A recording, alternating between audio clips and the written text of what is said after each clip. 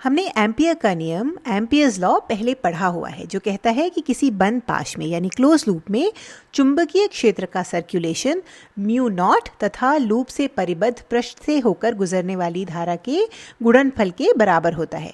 लेकिन इस वीडियो में हम देखेंगे कि ये समीकरण असल में अधूरा है, ये सभी स्थितियों पर लागू नहीं होता है। हम ये भी समझेंगे कि कैसे मैक्सवेल ने विस्थापन धारा का, डिस्प्लेसमेंट करंट का विचार जोड़कर इस समीकरण को पूरा किया। तो चलिए शुरू करते हैं। हमने अपने पिछले वीडियोस में एम्पियर के नियम के बारे में विस्तार से बात की है और उन पर आधारित प्रश्न भी हल किए हैं। तो अगर आप इस समीकरण से अच्छी तरह से परिचित नहीं हैं तो शुरू करने से पहले उन वीडियोस को देखना फायदेमंद होगा। तो चलिए पहले तो ये देखते हैं कि ये कौन सी स्थितियां हैं जहां ये एम्पियर का नियम काम नहीं करता और क्यों। तो इसका सबसे अच्छा उदाहरण है किसी संधारित्र का आवेशन तथा विसर्जन, यानी कैपेसिटर की चार्जिंग और डिस्चार्जिंग। तो इसको थोड़ा बड़ा कर लेते हैं ताकि ये हमें थोड़ा ठीक से दिखे। चलिए मान लीजिए कि हमारे पास एक कैपेसिटर है जिसमें दो वृत्ताकार प्लेट्स हैं और मान लेते हैं कि यहाँ पर धारा बढ़ रही है। इसका मतलब है कि कैपेसिटर चार्ज हो रहा है। अब हम क्या करेंगे, हम दो बिंदुओं पर ध्यान देंगे। एक बिंदु यहाँ, इसे बिंदु P मान लेते हैं, और दूसरा यहाँ कैपेसिटर की प्लेटों के बीच में लेकिन समान ऊंचाई पर, इसे बिंदु Q मान लेते हैं। अब हमें सोचना ये है कि बिंदु P पर और Q पर चुंबकीय क्षेत्र यानी मैग्नेटिक फील्ड क्या होगा। ये हमें एम्पियर के नियम के अनुसार देखना है। हमें इसकी गणना करने की ज़रूरत नहीं है, बस उनकी तुलना करनी है। अब अगर हम बिंदु P पर चुंबकीय क्षेत्र निकालते हैं एम्पियर के नियम का उपयोग करके, तो मुझे कोई शून्येतर यानी नॉन ज़ीरो मान मिलेगा, क्योंकि इस पृष्ठ से, इस सरफेस से होकर कुछ धारा गुजर रही है। लेकिन अगर हम बिंदु Q पर एम्पियर का नियम लगाएं तो क्या होगा, चलिए देखते हैं। तो मान लेते हैं कि यहाँ हमने एक वृत्ताकार पाश चुना है, लूप चुना है, जो संधारित्र के, कैपेसिटर के बीच में है। हम इससे जुड़ा पृष्ठ भी बना लेते हैं। तो जब हम यहाँ एम्पियर का नियम लगाते हैं तो सबसे पहले तो हम ये देखते हैं कि इस पृष्ठ से होकर कोई धारा नहीं गुजरती है। और ऐसा क्यों? तो ऐसा इसलिए क्योंकि ये लूप कैपेसिटर की दो प्लेटों के बीच में है, जहाँ कोई धारा नहीं है बल्कि वैक्यूम है, निर्वात है।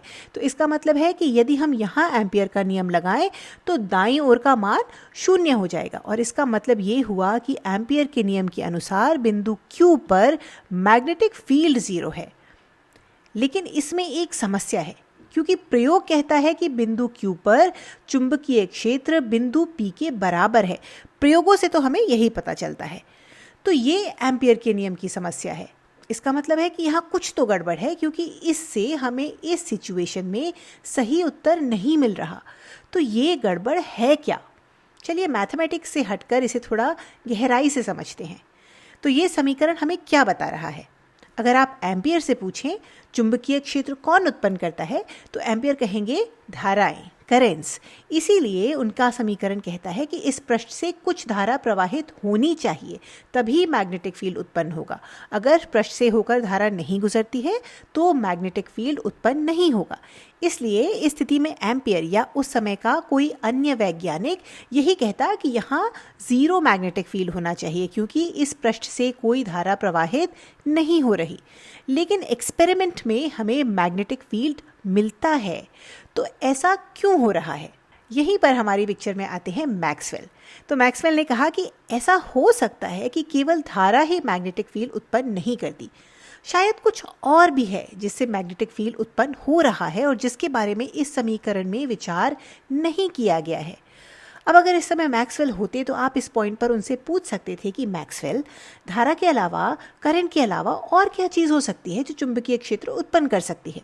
और मैक्सवेल जवाब देते कि ऐसे सीधे सीधे जवाब देने में मज़ा नहीं आएगा। चलिए देखते हैं कि मैक्सवेल ने क्या सोचा होगा, ताकि आप उत्तर का अनुमान खुद लगा सकें। तो चलिए उन्होंने जो सोचा होगा उसे समझने की कोशिश करते हैं। तो विद्युत क्षेत्र से, इलेक्ट्रिक फील्ड से शुरू करते हैं। तो पहले तो ये सोचते हैं कि इलेक्ट्रिक फील्ड्स कैसे उत्पन्न होते हैं, किस चीज़ से उत्पन्न होते हैं। इसका जवाब क्या है? तो हमें पता है कि इलेक्ट्रिक फील्ड्स आवेश से, पॉजिटिव या नेगेटिव चार्जेस से उत्पन्न होते हैं। लेकिन असल में एक और तरीका है जिससे हम बिना चार्जेस के इलेक्ट्रिक फील्ड उत्पन्न कर सकते हैं। आपको याद होगा कि फैराडे ने दिखाया था कि आप बदलते चुंबकीय फ्लक्स से, चेंजिंग मैग्नेटिक फ्लक्स से भी इलेक्ट्रिक फील्ड्स उत्पन्न कर सकते हैं। तो चलिए इसे लिख लेते हैं। आप चेंजिंग मैग्नेटिक फ्लक्स से इलेक्ट्रिक फील्ड उत्पन्न कर सकते हैं। इसे हम विद्युत चुंबकीय प्रेरण या इलेक्ट्रोमैग्नेटिक इंडक्शन कहते हैं। हमने इसके बारे में पहले बात की हुई है। तो इस तरह इलेक्ट्रिक फील्ड्स को उत्पन्न करने के दो तरीके हो सकते हैं।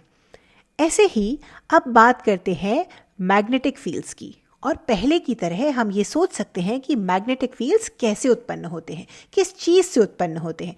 और अभी तक हमारे पास इस बात का केवल एक जवाब है कि मैग्नेटिक फील्ड्स धाराओं से, करंट से उत्पन्न होते हैं।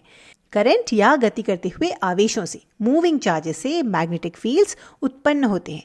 लेकिन मैक्सवेल ने सोचा कि हो सकता है इसका भी एक और तरीका हो, जैसे इलेक्ट्रिक फील्ड के लिए है। तो क्यों ना आप वीडियो को यहाँ पॉज करके इस बात पर विचार करें कि ये दूसरा तरीका क्या हो सकता है। एक बार अनुमान लगा के देखिए। ओके, तो परिवर्तनशील चुंबकीय फ्लक्स से, चेंजिंग मैग्नेटिक फ्लक्स से इलेक्ट्रिक फील्ड उत्पन्न होते हैं।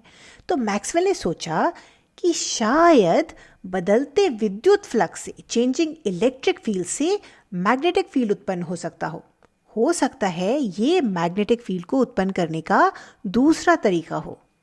लेकिन ये इस समस्या को कैसे हल करता है, चलिए देखते हैं। तो जब संधारित्र यानी कैपेसिटर चार्ज हो रहा है तो इसकी प्लेटों के बीच एक विद्युत क्षेत्र उत्पन्न होता है। जैसे जैसे चार्ज बढ़ता है ये विद्युत क्षेत्र यानी इलेक्ट्रिक फील्ड भी बढ़ता है। और चूंकि इलेक्ट्रिक फील्ड बढ़ रहा है इसलिए इस लूप से गुजरने वाला फ्लक्स बढ़ता है। तो मैक्सवेल ने कहा कि चूंकि यहाँ फ्लक्स बढ़ रहा है इसलिए यहाँ एक चुंबकीय क्षेत्र यानी मैग्नेटिक फील्ड उत्पन्न होता है। और यही वो चीज़ है जिसकी एम्पियर के समीकरण में कमी है। तो मैक्सवेल ने क्या किया, उन्होंने समीकरण में एक नया पद जोड़ा। उन्होंने कहा कि बदलते इलेक्ट्रिक फ्लक्स को ध्यान में रखने के लिए इस समीकरण में एक और पद होना चाहिए। और ये पद है एप्सिलॉन नॉट गुणा d/dt। किसका, फाई का, इलेक्ट्रिक फ्लक्स का। तो मैक्सवेल ने कहा कि अब यह समीकरण पूरा है। इस समीकरण में दोनों स्रोतों का ध्यान रखा गया है।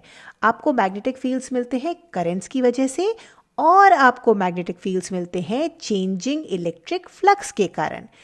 इस नए समीकरण को एम्पियर मैक्सवेल का नियम कहते हैं क्योंकि मैक्सवेल ने एम्पियर के समीकरण को पूरा किया था। अब आपको क्या लगता है कि मैक्सवेल ने जो पद जोड़ा उसकी यूनिट क्या है, इकाई क्या है? अब एक तरीका तो यह है कि आप इसकी गणना करें, देखें कि एप्सिलॉन नॉट की यूनिट क्या है, फिर उसे फाई की यूनिट से गुणा करें। लेकिन इस सब में बहुत मैथ्स लगानी पड़ेगी। तो चलिए इसे दूसरी तरह से सोचते हैं। याद रखिए कि आप किन्हीं दो भौतिक राशियों को, फिजिकल क्वांटिटीज़ को तभी जोड़ सकते हैं जब उनकी इकाइयाँ, उनकी यूनिट्स समान हो। मतलब इसकी यूनिट करंट की यूनिट के समान होनी चाहिए, यानी इसकी यूनिट भी एम्पियर होनी चाहिए। आप चाहें तो इसे चेक कर सकते हैं, इसकी यूनिट एम्पियर ही होती है। तो मैक्सवेल ने सोचा कि ये एक प्रकार की धारा है जो कैपेसिटर की प्लेटों के बीच प्रवाहित हो रही है और उन्होंने इसे नाम दिया विस्थापन धारा या डिस्प्लेसमेंट करंट। अब उन्होंने इसे ये नाम क्यों दिया, अब हमें ये नहीं पता कि ये बात कितनी सही है, लेकिन कुछ लेखों के अनुसार मैक्सवेल ने सोचा कि ब्रह्मांड में एक माध्यम है जिसे ईथर कहते हैं। ईथर यहाँ कैपेसिटर की प्लेटों के बीच भी है। उन्होंने सोचा कि जब विद्युत फ्लक्स बदलता है तो ईथर के कण विस्थापित होते हैं, डिस्प्लेस होते हैं। तो शायद इसलिए उन्होंने इसे डिस्प्लेसमेंट करंट या विस्थापन धारा कहा होगा। लेकिन आज हम जानते हैं कि ईथर जैसा कोई माध्यम नहीं होता है। यहाँ बीच में असल में निर्वात है और यहाँ कोई धारा प्रवाहित नहीं होती। तो ये वास्तव में कोई धारा नहीं है, लेकिन इसका नाम अब भी वही चला आ रहा है। तो इस पद को वास्तविक धारा से अलग करने के लिए वास्तविक धारा को, एक्चुअल करंट को चालन धारा या कंडक्शन करंट कहते हैं। तो चालन धारा वास्तविक धारा है और विस्थापन धारा, डिस्प्लेसमेंट करंट, सिर्फ एक पद है जो चेंजिंग इलेक्ट्रिक फ्लक्स के लिए जोड़ी गई है। चेंजिंग इलेक्ट्रिक फ्लक्स जिसके कारण मैग्नेटिक फील्ड उत्पन्न होता है। अब अगर हम एम्पियर मैक्सवेल का नियम बिंदु P और Q पर लगाएं तो हमें चुंबकीय क्षेत्र का, मैग्नेटिक फील्ड का समान मान मिलेगा। ये गणना हम किसी और वीडियो में करेंगे। तो इस वीडियो में हमने क्या सीखा? हमने सीखा कि पहले एम्पियर और अन्य वैज्ञानिकों को लगता था कि मैग्नेटिक फील्ड का केवल एक स्रोत है और वो है इलेक्ट्रिक करंट। लेकिन आज हम जानते हैं कि ये सही नहीं है। मैग्नेटिक फील्ड को उत्पन्न करने का एक तरीका और भी है और वो है इलेक्ट्रिक फ्लक्स को परिवर्तित करना।